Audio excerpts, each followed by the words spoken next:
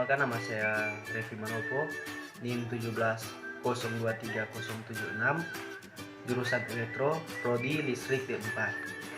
Di sini saya akan menjelaskan materi tentang pengaruh perubahan konfigurasi saluran jaringan SUTET atau saluran udara ekstra tinggi dengan 500 kV terhadap medan magnet. Nah, berbicara tentang saluran udara ekstra tinggi, dia memberikan berbagai keuntungan seperti pengiriman daya, listrik lebih besar, kerugian daya bertambah kecil, keandalan tinggi, dan sebagainya. Namun di sisi lain ada kerugian seperti menimbulkan kekhawatiran bagi kesehatan masyarakat, khususnya yang tinggal di bawah atau sekitar SUTET tersebut. Akan efek negatif dari medan magnet yang ditimbulkan oleh SUTET tersebut, sampai saat ini masyarakat masih merasa khawatir tinggal di bawah saluran udara ekstra tinggi 500 kV. Namun saya akan menjelaskan tujuan pengaruh perubahan konfigurasi saluran jaringan saluran udara ekstra tinggi dengan 500 kV terhadap medan magnet. Yang pertama, saya akan membahas tentang mempelajari pengaruh perubahan konfigurasi saluran jaringan SUTET 500 kV terhadap medan magnet. Yang kedua, saya akan membahas tentang menghitung nilai perubahan medan magnet terhadap perubahan konfigurasi saluran jaringan SUTET 500 kV. Pada saat ini saya akan menjelaskan tentang medan magnet. Medan magnet timbul dari gerakan muatan listrik seperti arus listrik. Medan magnet dipengaruhi oleh gerakan dari perpindahan muatan, dan medan magnet terbesar terletak dengan peralatan dan akan berkurang sesuai dengan jarak. Medan magnet tidak bisa terhalang oleh material biasa karena dapat melewati material tersebut dengan mudah. Secara alamiah, tingkatan medan magnet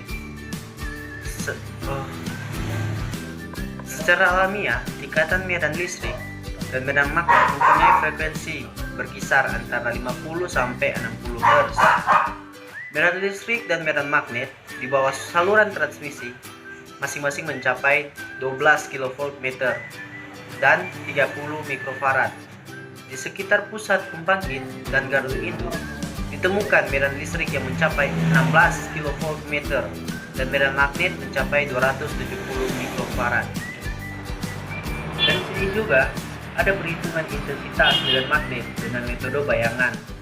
Perhitungan intensitas dan kerapatan medan magnet dapat dihitung melalui metode bayangan. Jika bumi misalkan sebagai suatu plat penghantar yang luas tak terhingga, maka intensitas medan magnet dan dipaksa menyesuaikan dengan bumi. Misalkan suatu penghantar khayal yang identik dengan penghantar aslinya dan mempunyai jarak yang sama dengan penghantar asli terhadap bumi. Dan yang kedua, saya akan menjelaskan tentang perhitungan kerapatan medan magnet di permukaan tanah di bawah SUTET 500 kV. Medan magnet yang dihitung adalah besar intensitas medan magnet pada permukaan tanah di bawah saluran udara ekstra tinggi 500 kV atau arus bolak-balik. Dan yang kedua, saya akan membahas tentang perhitungan kerapatan medan magnet di permukaan tanah di bawah SUTET 500 kV. Medan magnet yang dihitung adalah besar intensitas medan magnet pada permukaan tanah di bawah saluran udara ekstra tinggi 500 kV arus bolak-balik. Jenis konfigurasi saluran transmisi udara yang digunakan adalah jenis konfigurasi tunggal, horizontal, dan konfigurasi ganda dengan tower tipe AA.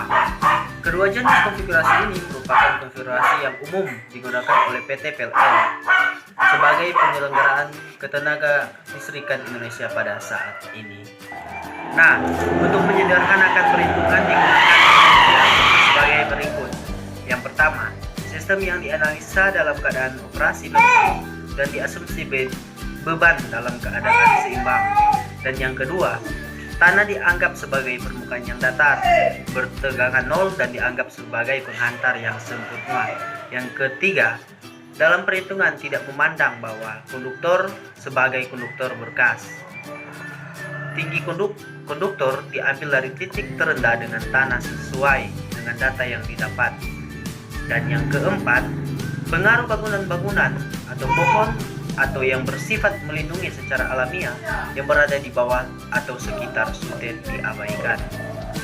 Saat ini saya akan memberikan data perhitungan pada konfigurasi tunggal horizontal. Sebagai ilustrasi berikut ini diberikan suatu jaringan transmisi saluran udara ekstra tinggi 500 kV dengan konfigurasi tunggal horizontal dengan data saluran sebagai berikut. Yang pertama, tegangan fasa ke fasa 500 kV. Yang kedua, arus yang mengalir pada konduktor per fasa 730 ampere. Yang ketiga, jarak konduktor antara fasa terdekat 12,02 meter. Dan yang keempat, jarak konduktor terendah ke permukaan tanah 18 meter. Dan yang kelima, jenis konduktor ACSR DAF. Ada juga perhitungan pada konfigurasi tunggal delta. Konfigurasi tunggal delta adalah sebagai upaya meminimumkan pengaruh medan magnet diberikan konfigurasi tunggal horizontal pada jaringan 500 kV. Jadi data saluran konfigurasi tunggal horizontal dan tunggal delta adalah sama. Tunggu dari pembahasan tadi. Kesimpulan yang dapat ditarik pada pembahasan ini adalah yang pertama, perubahan sistem konfigurasi saluran akan mempengaruhi besarnya medan magnet yang melingkupi saluran tersebut. Pada sistem saluran tunggal dengan susunan horizontal, besarnya kerapatan medan magnet dan diperkecil dengan mengubah konfigurasi horizontal tersebut dengan konfigurasi delta. Dan yang kedua, pada dasarnya tegangan sistem tidak mempengaruhi besarnya medan magnet karena medan magnet secara signifikan dipengaruhi oleh arus listrik yang mengalir pada saluran. Namun dengan semakin tinggi tegangan, saluran akan menyebabkan semakin besarnya kapasitas arus yang mengalir pada saluran. Hal ini menyebabkan meningkatnya medan magnet di sekitar saluran tersebut. Sekian dari pembahasan saya ucapkan terima kasih.